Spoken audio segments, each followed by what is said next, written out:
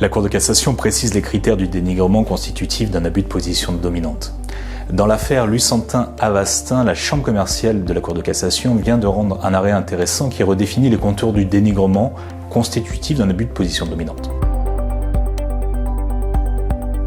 Le contexte de cet arrêt est celui d'une concurrence atypique. Alors, d'un côté, le Lucentis qui dispose d'une autorisation de mise sur le marché pour traiter la dégénérescence maculaire liée à l'âge, DMLA, est commercialisé par Novartis à un prix élevé. De l'autre côté, l'Avastin, utilisé hors autorisation, est lui commercialisé par le laboratoire Roche, également dans le traitement de la DMLA, mais à un coût radicalement inférieur. Les deux laboratoires disposent de liens capitalistiques et contractuels forts entre eux, ainsi qu'avec le laboratoire Genentech, qui est le développeur des deux molécules concernées. En 2020, à l'issue de son enquête, l'autorité de la concurrence a pris une décision de sanction pour abus de position dominante collective et dénigrement, reprochant au laboratoire une communication dénigrante, alarmiste auprès des autorités publiques et professionnels de santé. Cependant, la Cour d'appel n'avait pas suivi l'autorité, estimant que les discours n'étaient pas dénigrants. L'autorité de la concurrence avait alors formé un pourvoi devant la Cour de cassation qui aboutit à cet arrêt qui offre des enseignements utiles sur l'appréhension de la concurrence potentielle, sur la notion de position dominante collective au regard de l'importance des liens capitalistiques et contractuels des entités concernées, et enfin sur le point central de l'arrêt, sur la notion d'abus par dénigrement. Alors sur la notion de concurrence potentielle, la Cour de cassation commence par rappeler une règle de portée générale concernant l'examen des conditions de concurrence, à savoir qu'il importe peu que les entreprises concernées se trouvent dans un rapport de concurrence effectif, mais qu'il convient d'appréhender la situation de concurrence potentielle.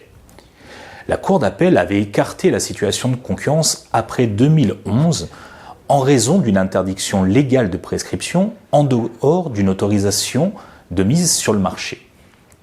Cependant, la Cour de cassation censure, considérant qu'il fallait rechercher s'il subsistait des possibilités réelles et concrètes pour que l'Avastin concurrence le Lucentis malgré cet obstacle légal.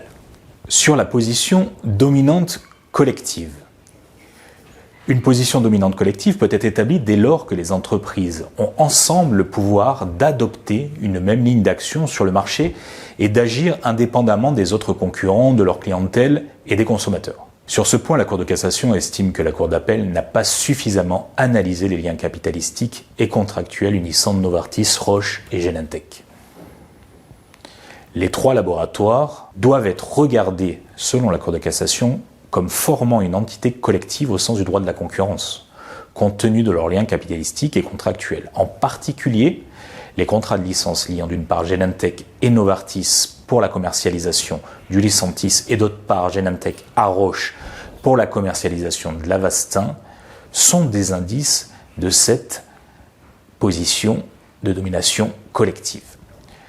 Or, il apparaît bien que sur le marché du traitement de la DMLA, cette entité collective occupe une position dominante en raison des parts de marché cumulées des spécificités du secteur en cause. Sur l'appréciation du dénigrement constitutif d'un abus, c'est sur ce point que se situe l'apport le plus important de l'arrêt. Le comportement en cause était la diffusion par les trois entreprises de discours alarmistes sur les risques liés à l'utilisation de l'Avastin en ophtalmologie auprès des autorités publiques et des professionnels de santé. La Cour d'appel, elle, avait validé le discours des laboratoires au nom de la liberté d'expression et du débat d'intérêt général sur la santé publique, critère habituellement retenu. Cependant, la Cour de cassation balaye cet argument, rappelant que le discours d'une entreprise dominante, même sur un sujet d'intérêt général, peut constituer un abus. Elle énonce clairement qu'un discours, même reposant sur des faits, constitue un abus dès qu'il recourt à des moyens différents de ceux qui gouvernent la concurrence par les mérites et qu'il vise à évincer un concurrent. La Cour rappelle que le comportement doit être analysé à l'aune de l'article 102 du traité uniquement et non sous le prisme de la liberté d'expression consacrée par la Cour européenne des droits de l'homme.